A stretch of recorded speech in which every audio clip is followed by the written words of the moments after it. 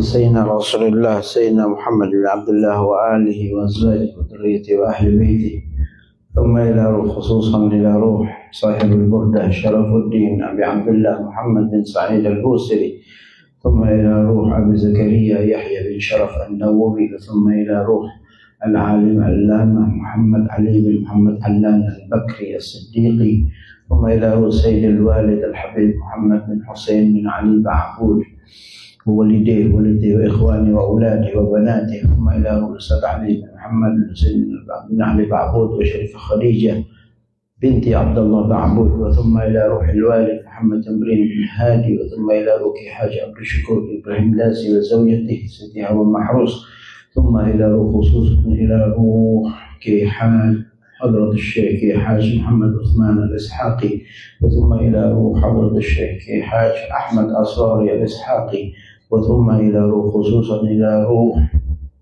الحبيب عترس بن حسين بن عقيل وشيبة مريم بنت محمد الحداد، وثم إلى روح الحاج سمن هدي بن عمر سعيد والحاج علي خصن بن سمن هدي، وثم إلى روح المرحوم شمس الهدى بن سمن هدي، وثم إلى روح حاج علي أفندي وزوجته، ثم إلى روح حاج محمد نجيب أفندي، وثم إلى روح سيدي نور نظيرة، ثم إلى روح حاج أسموني وزوجته، وثم إلى روح المرحوم غندر بن نبيق، وثم إلى روح المرحومة سمك بنت نهر، ثم إلى روح والدينا ووالديكم خاصة وأماتنا وأماتكم عامة، ثم إلى روح من أنفق وعبد في هذا المصلى سابقا ولاحقا، وعلى هذه النية وكل نية صالحة دنيوية وأخروية سر وأسراره. الفاتحة. أعوذ بالله من الشيطان الرجيم. بسم الله الرحمن الرحيم.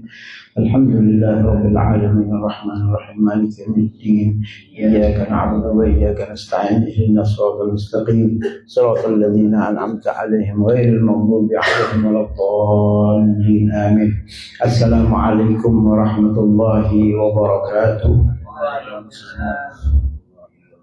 الحمد لله والصلاة والسلام على سيدنا رسول الله سيدنا محمد بن عبد الله وعلى آله وأصحابه ومن والاه، ولا حول ولا قوة إلا بالله.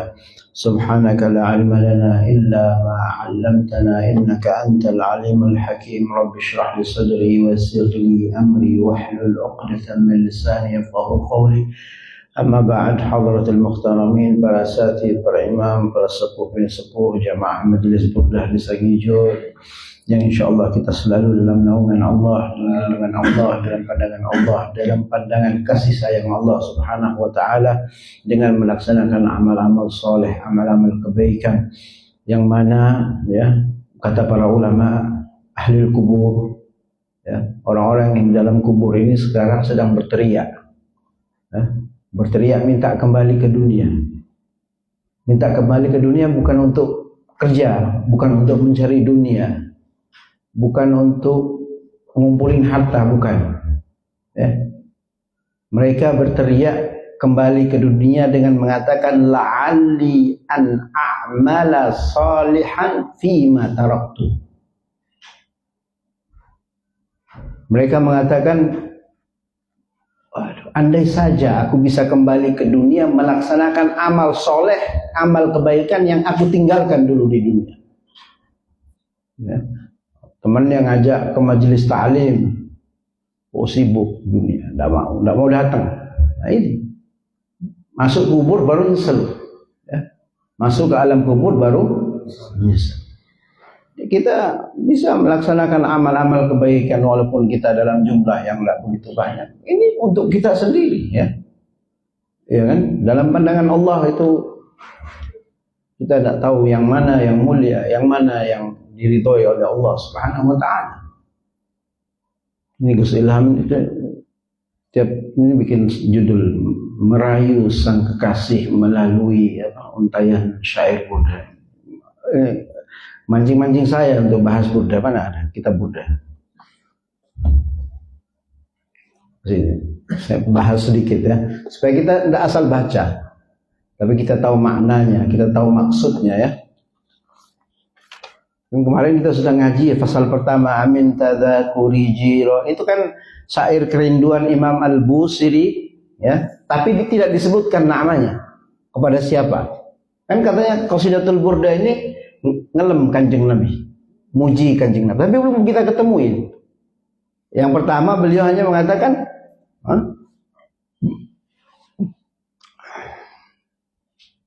karena angin, karena petir, ya, sampai dia menangis mengeluarkan darah yang bercucuran, yang bercampur dengan air mata, ya.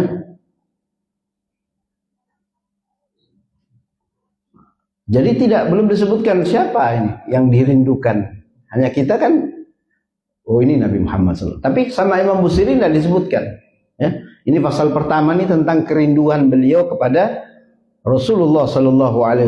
Ya. Jadi beliau mengatakan ada bayangan berkelebat, ya, bayangan sang kekasih, tapi tidak disebutkan siapa. Ya. Sampai beliau mengakui, na'am sara taifu man ahwa farraqani. Ya, iya, karena kerinduan ini saya itu tidak bisa tidur.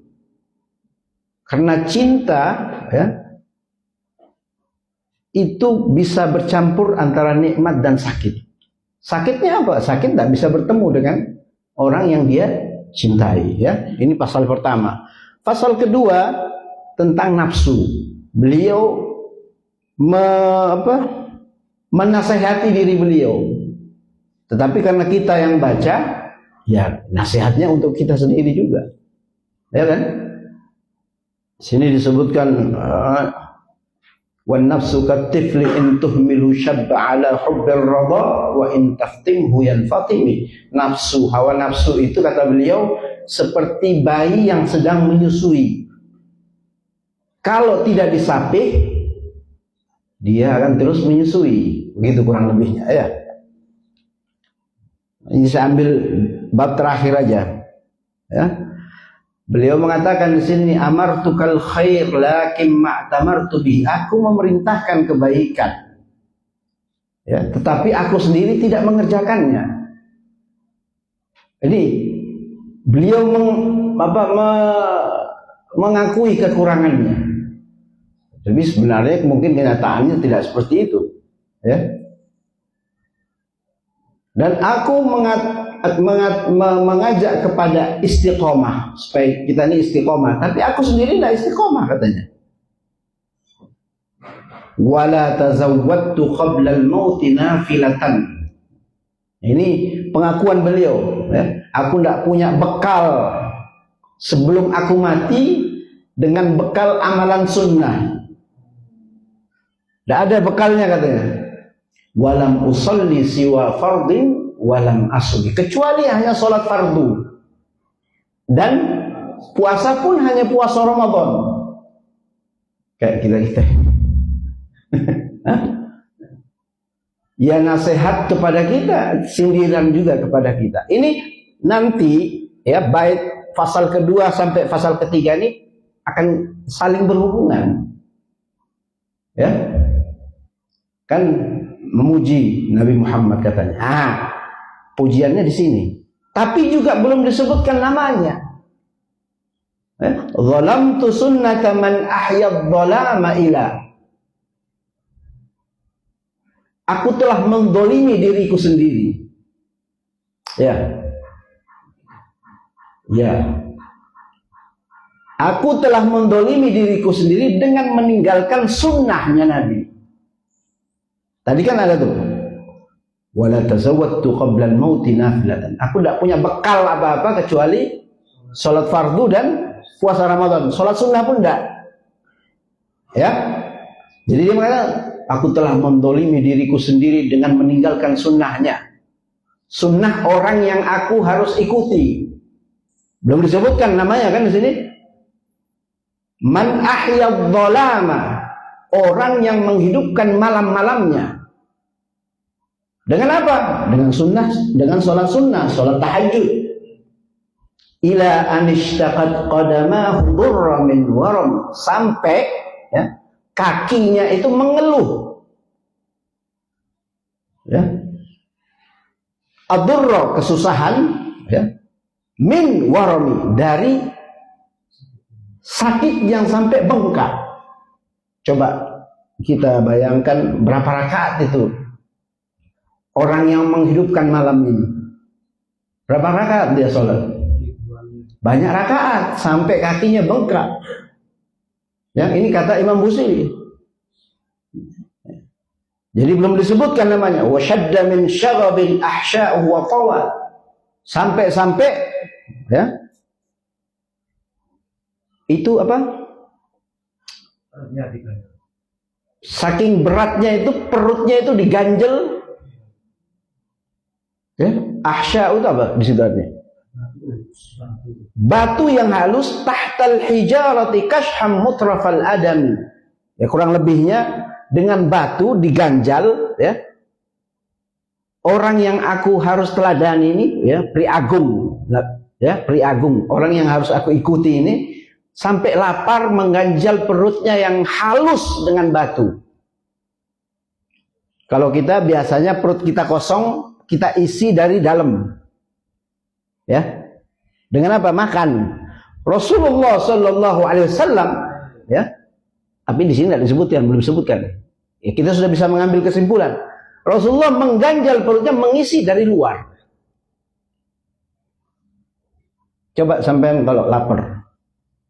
Jadi kalau kita itu lapar mengisi perut kita dari dalam, Rasulullah dari dengan mengikat erat-erat perutnya dengan batu.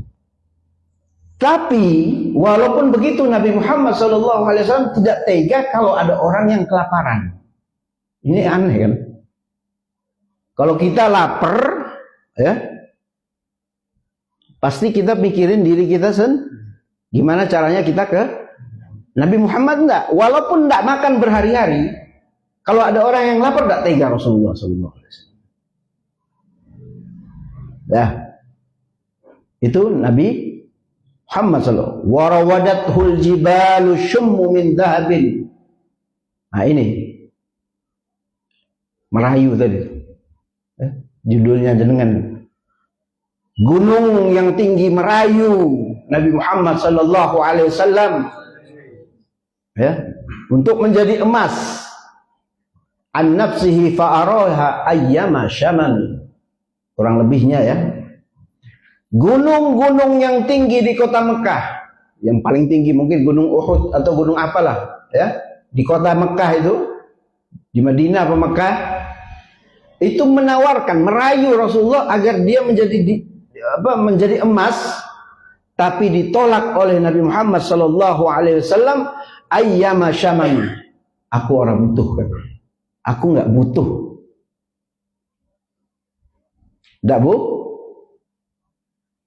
butuh Nabi Muhammad sallallahu alaihi wasallam. Kalau orang yang punya toko emas, ya, kita kasih emas, dia nolak, itu masih wajar nggak? Wajar, ya. Rasulullah sallallahu alaihi wasallam ini hidup dengan pas-pasan. Bisa dikatakan miskin.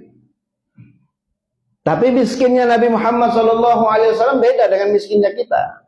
Rasulullah itu miskinnya beliau memilih sendiri. Kalau kita kan terpaksa kan, karena nasib. Kepingin kaya tapi tidak bisa.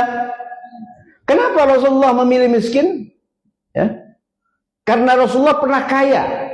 Kayanya itu beliau dalam keadaan kuat. Miskin juga kuat. Paham gak? Kalau kita kaya, banyak sombongnya. Foto uang, ya, ditaruh di Instagram. Itu tidak kuat berarti, ya. Rasulullah kaya tapi kuat. Tetap membumi, ya. Miskin pun kuat.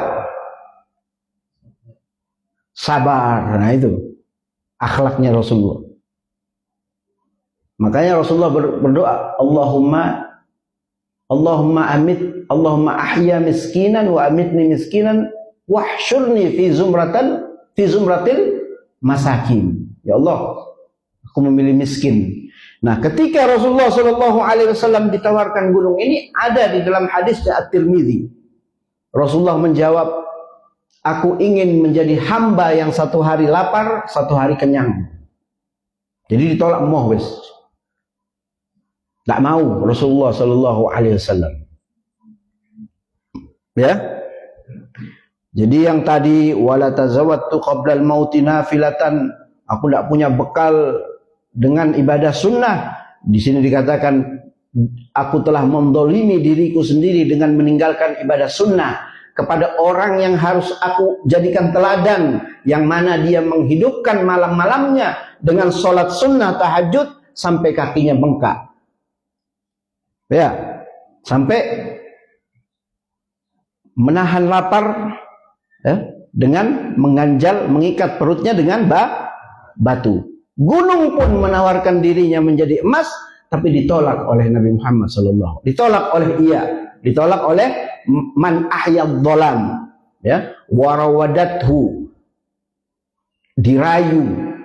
Dianya itu kembali ke man ahyad dhalam, rujuknya kembali kepada orang yang menghidupkan malam itu, sholat sunnah dengan sholat sunnah tahajud, ya. Wa akkadat zuhdahu fiha daruratuhu, dan telah diteguh pendiriannya terhadap kezuhudannya terhadap dunia. Ya, ini kok pada ngantuk nih. Kasih kopi dulu. Jangan usah dipikir besok itu makan apa. Tenang aja, Allah itu Maha Kaya. Inna darurata la ta'du 'alal ismi, ya. Sesungguhnya rumah baru, ya.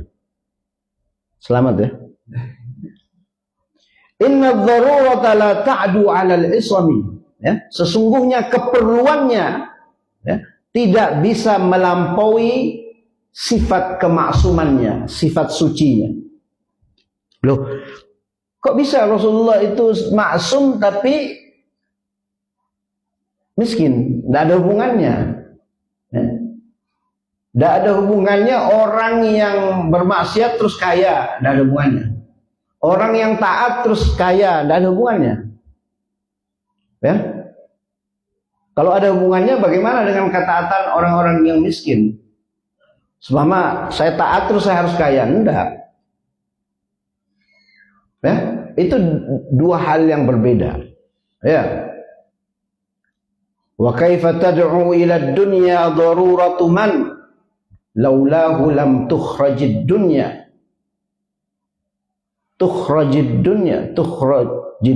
minal adami.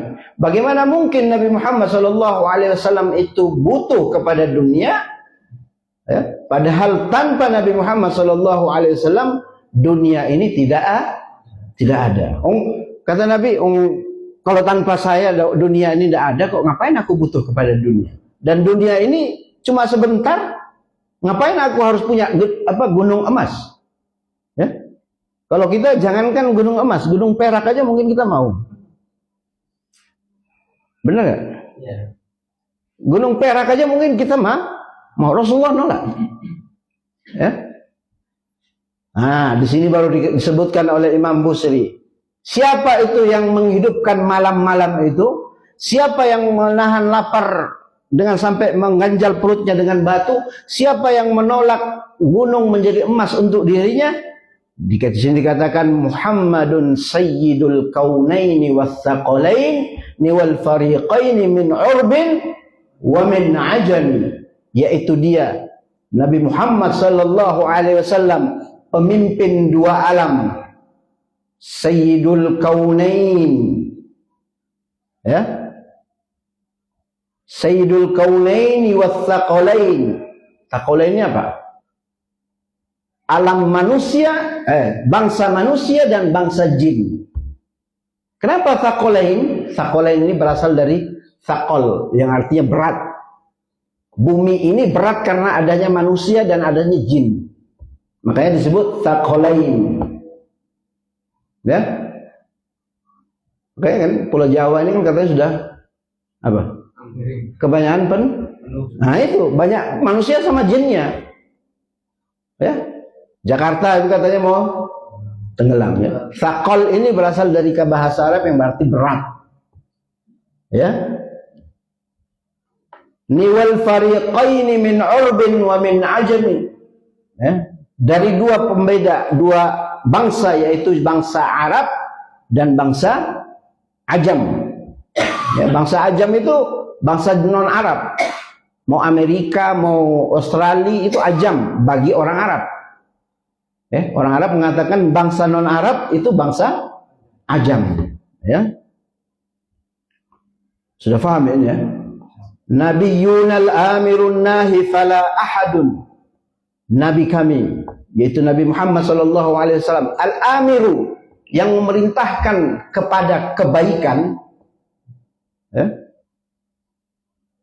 An-nahi, yang mencegah daripada kemungkaran, fala ahadun abarra atau abarru fi qawli la minhu wala na'ami. Tidak ada satu orang pun yang lebih tepat ketika mengatakan tidak dan mengatakan iya. Jadi Nabi Muhammad itu iya, enggak. Ya? Iya, enggak. Kalau kita kan iya, saya tak cari dalilnya dulu. Ini gimana hukumnya? Tak cari dalil. Nabi Muhammad tak begitu. Kalau haram ya haram. Ya. Tetapi amar ma'rufnya Nabi Muhammad SAW ini di sini dilandasi dengan apa? Dengan rahmat lil alamin, dengan kasih sayang. Ya, bukan karena kemungkaran dicegah itu harus dengan benci kepada kemungkaran. Tidak begitu konsepnya Nabi Muhammad SAW. Ya, kalau kita biasanya ada anak kita yang mau melakukan satu kesalahan, kejelekan, kita larang, itu berdasarkan apa? Berdasarkan kita apa kepada anak itu? Sayang, bukan benci, enggak. Ya. Sekarang kan banyak orang melakukan kemungkaran dengan mencegah kemungkaran dengan landasan benci kepada kemungkaran. Sebenarnya enggak ada itu benci itu. Harus dilandasi dengan rasa kasih sayang. Kita menyuruh seseorang ini jalan ke surga, ini jalan ke neraka, jangan lakukan. Itu dengan landasan kasih sayang. Karena agama ini ad-dinur rahmah, an-nabiyur rahmah. Jadi kalau orang sudah dengan kebencian, tidak cocok ini sudah. Ad-dinur rahmahnya tidak cocok, nabiyur rahmahnya juga enggak cocok. Ya, coba lihat orang-orang pemimpin thariqah yang besar-besar, ya, kayak Kiai Hamid, Kiai Ahmad, apa pernah mereka melarang sesuatu kemungkaran itu dengan kebencian? Tidak ada. Semua dengan apa? Kasih sayang. Ya, tidak ada ceritanya orang bongkar warungnya orang lagi puasa itu ya, tidak ada begitu. Konsep Islam tidak begitu. Itu Nabi Yunal Amir, huwal habib alladhi turja syafa'atuhu. Ya, dialah al-habib. Siapa al-habib? Apa al-habib itu? Tidak cukup dengan kasih. Ya. Al-habib itu ya, isim fa'il. Kalau dalam bahasa ya, kita kan sekarang semua asal ini dipanggil. Dulu tidak ada. Zaman saya waktu saya mondok, Ustaz Muhammad Ba'bud itu tidak dipanggil habib, panggil ustaz. Sekarang semua jadi habib. Ya, saya bukan tanpa saya nak menafikan habiban, tidak. Tapi secara bahasa, ya, habib itu adalah orang yang mencintai dan dicintai. Jadi dua arah. Ya, kalau saya sama Ilham cinta, dia juga cinta, saya mencintai dia, itu namanya habib. Bahasanya begitu ya. Sifah musyabbahah kalau dalam ilmu syaraf. Sifat yang melekat pada diri seseorang. Jadi tidak bisa dia hanya dicintai saja. Dia juga harus makanya Rasulullah ini kan mencintai umatnya dan dicintai oleh umatnya. Makanya disebut habib. Ya, itu bahasa. Kalau sekarang kan istilah. Jadi banyak kekeliruan dalam bahasa Indonesia ini. Yang bahasa Arab di bahasa Indonesia kan menjadi distorsi. Ya, contoh ya. ustadz. Ustadz itu aslinya kalau di luar itu profesor. Orang yang ilmunya udah tinggi. Di sini kan ustadz, dukun juga ustadz. Ya. Banyak yang menjadi apa? Kayak orang apa? Dia bawa acara para ulama. Itu para hadirin. Para itu sudah ada jamak. Para itu sudah banyak. Para hadir harusnya. Para alim, ya. Tapi dia bilang, "Oh, enggak, saya pakai ulama menurut bahasa Indonesia kok." Hah? Iya. Tapi ya sudah, bahasa Indonesia itu memang enggak mau kalah. Jadi ya gitu. Ya. Wal habibul ladzi turja syafa'atuhu. Ya, dialah al-habib yang diharapkan syafaatnya likulli haulin, pada setiap kekacauan. Ya, di situ apa? Hah? Ketakutan ya. Minal hauli muqta. Ya, ini diharapkan syafaatnya ketika di padang mahsyar. Mahsyar, di mana orang-orang pada ketakutan, ya. Tapi banyak ulama yang mengatakan syafaatnya Nabi Muhammad SAW itu juga berlaku di dunia, bukan saja di akhirat. Contohnya ketika kita membaca sholawat kepada Nabi dengan hajat-hajat tertentu, hajat kita dikabulkan oleh Allah Subhanahu wa Ta'ala. Ya, itu sedikit ya tentang tadi Qasidatul Burdah, merayu sang kekasih melalui untayan apa? Syair burda, ya. Sudah pas ya. Sampai mana ini ya?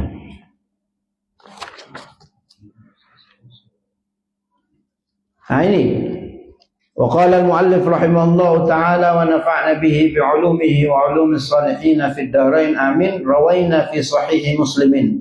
Kami mengambil riwayat dalam kitab Sahih Muslim an Thauban radhiyallahu anhu, dari Thauban. Thauban sudah kemarin ya, saya kisahkan siapa beliau. Kana Rasulullah sallallahu alaihi wasallam, adapun Nabi Muhammad sallallahu alaihi wasallam, idzan sarafu min salatihi istighfar thalathan wa qala Allahumma antas salam wa minkas salam tabarakta dzal jalali wal ikram. Thauban mengatakan, adapun Nabi Muhammad SAW ketika beliau setelah selesai sholat, ya, beliau beristighfar 3 kali. Itu ada ya. Kadang imam di sini mengatakan astagfirullahaladzim li wali walidayya wa li ashabi huquqi wajibati alayya, ya. Itu tidak salah karena apa, dalilnya ada. Nabi beristighfar dengan kalimat astaghfirullahaladzim, ya, astaghfirullahaladzim 3 kali. Di sini dikatakan di dalam syarahnya, kenapa beristighfar? Apa hikmah dari itu? Ada yang tahu nggak?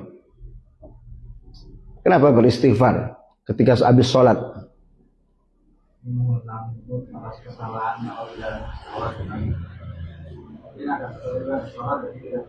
Ya, itu juga salah satunya. Di sini dikatakan syarahnya idhar hubbun nafs, ya, menampakkan sesuatu yang menghancurkan hawa nafsu kita. Karena wa annaha lam taqum bihaqqis shalah. Mungkin ya kita dalam melaksanakan salat itu hak-haknya salat tidak terpenuhi. Atau ketika takbir Allahu Akbar, kita pikiran kita kemana-mana, ya, ingat dunia, ya, ingat hal-hal yang di luar salat. Makanya kita beristighfar. Walam ta'ti bima yanbaghi laha, atau sesuatu yang seharusnya tidak ada di dalam salat tapi kita adakan, itu pikiran-pikiran tadi. Fakanat fi ghayati taqsir, dan itu adalah merupakan satu kekurangan kita, kekurangan di dalam salat, ya, sehingga kita beristighfar. Itu hikmah daripada kenapa kita beristighfar. Nabi lalu mengucapkan Allahumma antas salam wa minkas salam. Wah, ya Allah, antas salam. Engkaulah zat yang memberikan keselamatan, ya. Ini yang pertama, ini ismun min asma'illah, as-salam, ya. Yang pertama ini dari merupakan namanya zatnya Allah Subhanahu, asma namanya Allah Subhanahu wa taala. Wa minkas salam, dan dari engkau keselamatan, ya.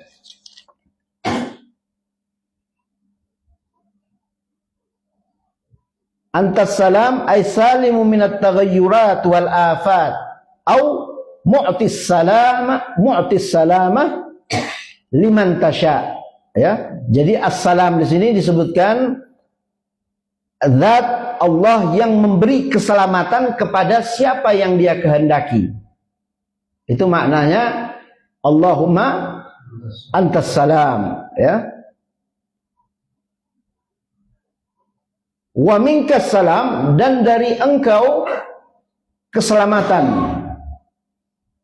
Tabarakta dzal jalali wal ikram, ya. Maha suci engkau yang memiliki kemuliaan dan keagungan, ya. Ini yang dibaca oleh Nabi kita Muhammad sallallahu alaihi wasallam di dalam salat. Ada juga riwayat yang bukan astagfirullah, tapi apa? La ilaha illallah wahdahu la syarikalah lahul mulku wa lahul hamdu. Ada yang pakai yuhyi wa yumit, atau ada yang tidak. Tapi semua itu ada di dalam riwayat. Ada dasarnya, ada dalilnya, ya.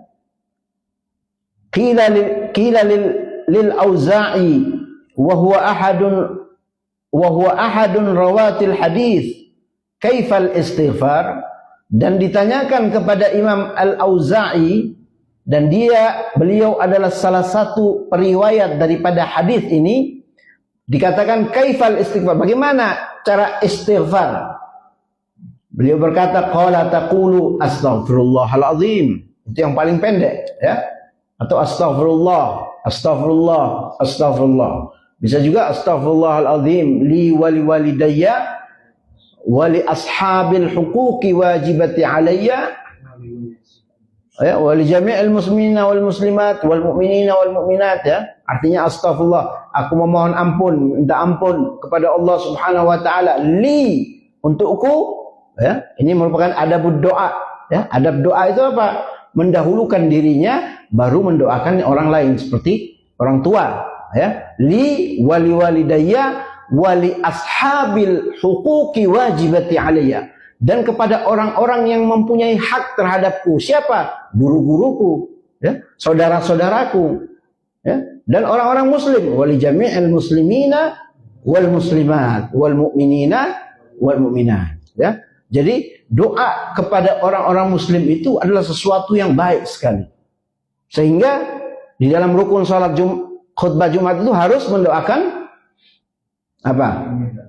Orang muslim dan muslimat. Itu rukunnya, ya. Jadi jangan lupa kita mendoakan orang-orang yang orang muslim dan muslimat. Itu kebiasaan guru saya Al-Ustaz Al-Habib Muhammad bin Sinba bin Ali Babut, karena saya pernah menemani beliau tidur. Itu sebelum beliau tidur itu selalu mendoakan orang-orang muslim dan memaafkan kesalahan-kesalahan orang yang bersalah kepada beliau. Itu pas setiap tidur gitu kebiasaan beliau, ya. Kita kan jarang, biasanya tidur langsung ngorok, ya. Kebiasaannya para aulia, salihin, ya, kebiasaan yang mulia, ya. Kita sudah tahu ilmunya tapi sulit mengamalkannya. Nah, kenapa? Kenapa sulit?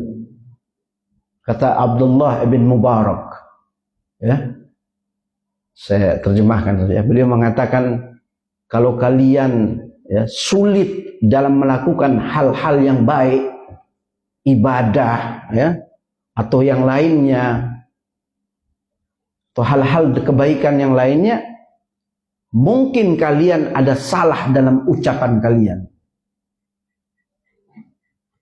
Coba kita pikir dalam sehari, mungkin kita ada menggibahi orang lain. Ada kita ngomong fitnah kepada orang lain. Ada kita berburuk sangka. Itu sebab daripada kita berat melakukan kebaikan dan ibadah-ibadah yang lain. Mungkin kita berat sholat malam karena itu. Kata Sayyidina Abdullah bin Mubarak.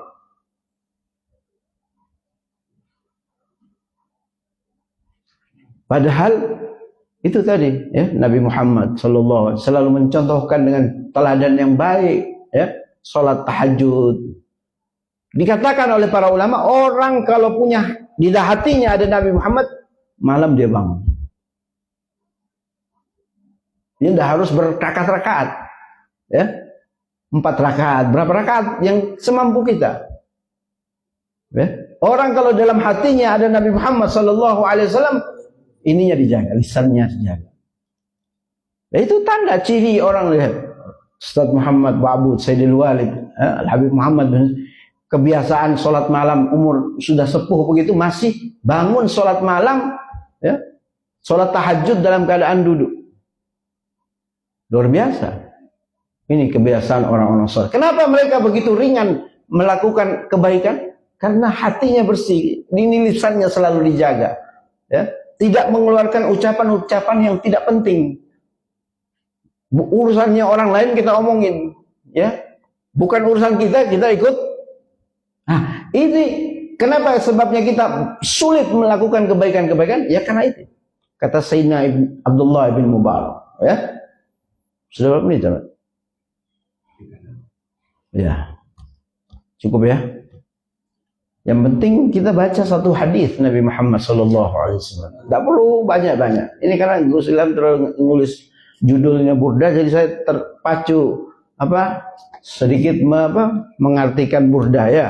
Supaya kita juga baca benar. Supaya kita baca juga kita paham. Oh, ini maksudnya ini. Minimal sedikit banyak kita ngerti, ya. Tidak asal baca. Kalau kita lebih paham maknanya, insya Allah lebih khusyuk kita baca, ya. Mau cerita nggak akhlak ini orang-orang saleh? Ya, ada sebuah kisah di dalam kitab Al-Mawa'id wal Majalis. Pak Barik ngantuk siang, capek gitu. Ya, ini kisah ditulis oleh Ibnul Qayyim Al-Jauziyah. Kitabnya Al-Mawa'id wal Majalis. Seorang waliullah bernama Malik bin Dinar. Malik bin Dinar, siapa yang tidak tahu Malik bin Dinar, ya?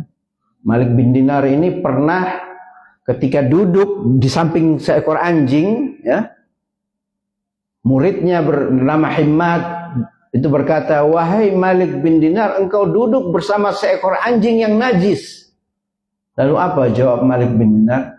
"Ini anjing lebih baik dari seorang manusia." Kenapa? Karena anjing ini tidak pernah memfitnah orang, tidak pernah menggibah orang, tidak pernah berburuk sangka kepada orang. Uwais Al-Qarni mengatakan apa? "Wahai anjing, engkau lebih baik dariku." Kenapa?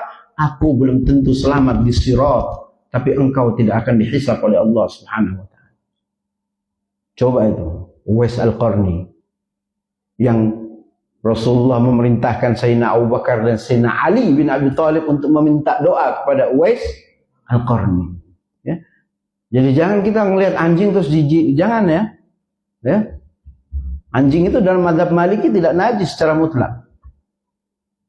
Ya. Kita sudah termindset, ya, bahwa anjing itu binatang yang menjijikkan, yang jangan dulu. Di dalam Al-Quran apa binatang yang disebutkan? Siapa? Anjing, ya.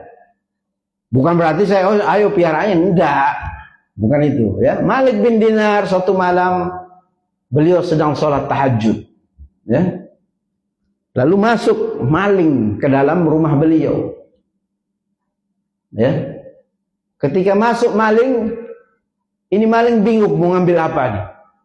Ngelihat seorang wali Allah sedang sholat tahajud, sholat malam. Akhirnya Malik bin Dinar, kalau ada maling gitu kira-kira kita apa?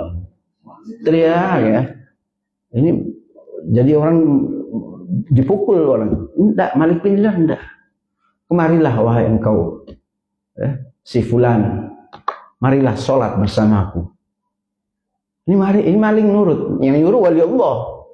Enggak jadi nyuri di rumahnya Malik bin Dinar. Sholat akhirnya 2 rakaat. Setelah selesai sholat disuruh pulang sama Malik bin Dinar. Rupanya dia mendapatkan kenikmatan beribadah. Bolehkah aku melanjutkan rakaat? Boleh, kata Malik. Sampai subuh dia sholat. Pokoknya asik dia sholat. Lupa dia mau mencuri ini. Ya. Singkat cerita akhirnya sampai subuh disuruh pulang sama Malik bin Dinar. Katanya apa? Bolehkah aku beberapa hari lagi di sini? Aku ingin berpuasa bersama engkau. Sampai 2-3 hari. Akhirnya setelah itu, tidak jadi nyuri nih, pencuri kelas kakap ini. Akhirnya setelah itu disuruh pulang sama Malik bin Dinar. Sampai di perjalanan, di tengah-tengah perjalanan ketika mau sampai ke rumahnya, dia bertemu dengan pencurinya, teman pencurinya. Ini teman pencurinya mengatakan, apa yang engkau dapati malam ini? Harta karun apa yang engkau dapati? Katanya pencuri yang tadi, yang sudah taubat ini, dia bilang, aku hendak mencuri di rumahnya Malik bin Dinar, tetapi ketika aku hendak mencuri harta karunnya, dia lebih dahulu mencuri hatiku, sehingga aku takut dan bertaubat kepada Allah Subhanahu wa ta'ala.